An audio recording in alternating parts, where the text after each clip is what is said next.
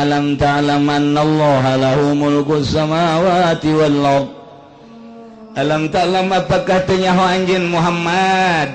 hamzah teh istifham isimamat tolabu malam ya sulwakta tolab nanyakeun berarti Muhammad apakah anjeun teu nyaho tapi nu dimaksud mah li takrir ulah datang ka teu nyaho anjeun Muhammad sing nyaho eta bahasa Al-Qur'an teh kos kitu. Jadi berarti istifham teh li babihi lain semestinya lain nanyakeun apakah teu nyaho anjeun Muhammad lain kitu ulah datang ke tejauh anjeun mah sijauh kayahokeun jeung bejakeun ka umat anjeun yeun anallah sanyana Gusti Allah lahu mulkus samawati wal ard. Gusti Allah teh anu memiliki kerajaan langit jeung bumi. Langit bumi milik Allah. Berarti Allah teh raja secara hakikat nama. Kuari unggal negara aya presidenan aya rajaan lalagaan tama raja anu hakikat nama Gusti Allah nyana ge nu jadi raja meunang ngahirupkeun Allah nyana ge jadi presiden ngahirupkeun Allah isuk page teh raja presiden ratu kabeh bakal paeh nu ngahirupkeun Allah nu maehkeunana Allah nu leungaleumpangkeunana Allah ngicingkeunana Allah ngainstruksikeunana ge nang Allah. Hakikat nama raja langit bumi kateteusina adalah Gusti Allah subhanahu wa ta'ala. Bejakeun Muhammad sinjau ngajaokeun ulah datang ka teu nyaho bejakeun kulantaran Allah maraja atuh kumaha Gusti Allah bae nu matak di dieu yu'adzibu man yasha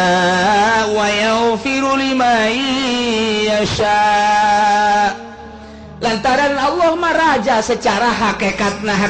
mah raja teh Gusti Allah atuh kumaha Allah bae janu Allah kabeh ge langit bumi nangayakeun Allah kege dieuweuhkeun ku Gusti Allah eusina di luhur para malaikat nang Gusti Allah di dunia manusia menang Gusti Allah jin jeung sajabana atuh eta teh ku Gusti Allah dikukumahakeunana ge nu mantak atuh ku kumaha Gusti Allah bae cek Gusti Allah yu'adzibu man yasha. Allah bakal nyiksa ka jelema nu dikehendaki ku Allah bakal disiksa siksa bae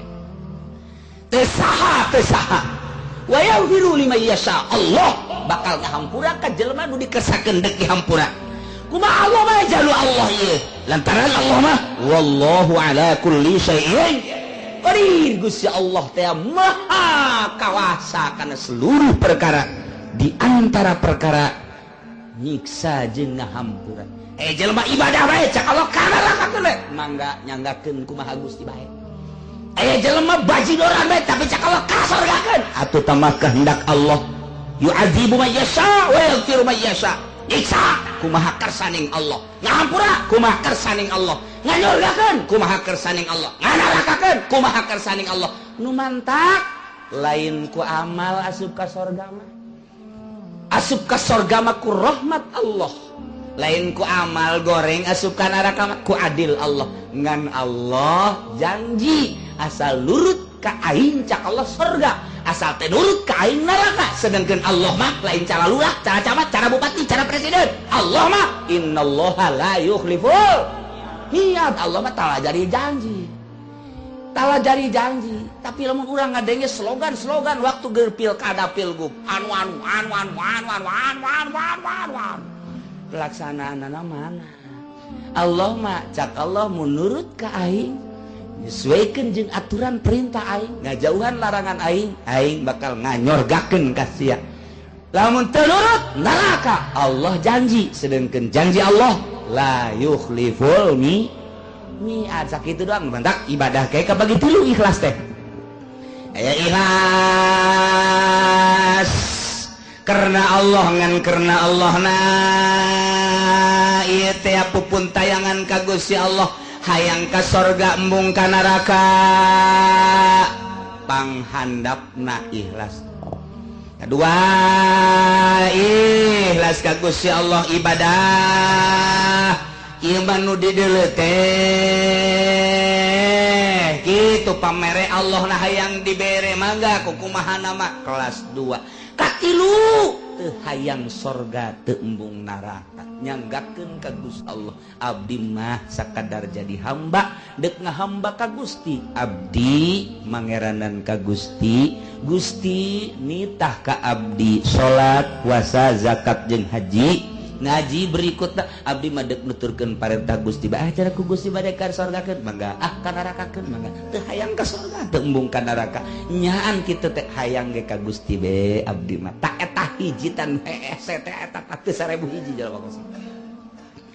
kiai nage kiai teu bisaeun komo nu lain kiai mah kiai nage teu bisaeun kiai kunaon eta loba wiridan sholawat loba wiridan sholawat abeh Mahmur Rizki kiai nage oplok kiai nage oplo ya kiai nage jadi encan karena Allah karena hayang Mahmur Rizki kiai teh kunaon sok dibabaca we abeh lamun ditembak teu teurak kiai nage tolol kiai nage tolol jadi hayang teu teurak ditembak diwirid lah eta lain salah ngan rada tolol henteu aya salah mah henteu sebab ka Allah keneh mentana Allah mah pan maha sagala-gala dibere ku Allah ngan berarti boga kahayang salian Allah. Tidak naon maca Quran, baca surat Waqiah, aya khusus baca surat Waqiah 40 hiji, lamun geus dibaca ki carana tangke ka dituna mun nyekel ieu jadi duit, nyekel itu jadi duit. Wah, ieu mantep cenah ge ijazahan abis siapa kus kitu mah luluh hayang mah. Heran aing mah. Hiji bae Allah. Lamun urang nyaritakeun nu sugih, tah itu pabrik pabrik anu ulah resep ka pabrikna, maning resep ka nu bogana. Itu sawah cuma anu ulah resep ka sawahna. Maningan kanu bogana itu kendaraan mang anu ulah resep ka kendaraan kadu bogana bisa muka kendaraan nama malipid orang teh teu bagus kadang dicarekan tapi orang dedeketan jeung nu bogana begitu geus deket jeung nu bogana geus jadi akrab urang jeung nu bogana cak nu bogana teh beus deuk make mobil nu mana bae los tuh kan nu bogana mah kan kos kitu tah ieu kurang ka Gusti Allah kuari mah ka Gusti Allah luar biasa cak Allah teh deuk hayang naon sia lantaran sia ngabdi ka aing geus pohara jasa ke di akhirat lagi sia hayang sorga mangga kumaha Gusti bae mah di kanarakakeun mangga di kasorgakeun mangga ta eta teh hese jasa hayang kos kitu teh tapi lamun urang geus tek bisa bakal ngeunah ngan deuk datang ka dinya lain sambarangan jelema kudu masantren heula bangsa 20 tahun kuari lamun geus 70 20 asana paeh di jalan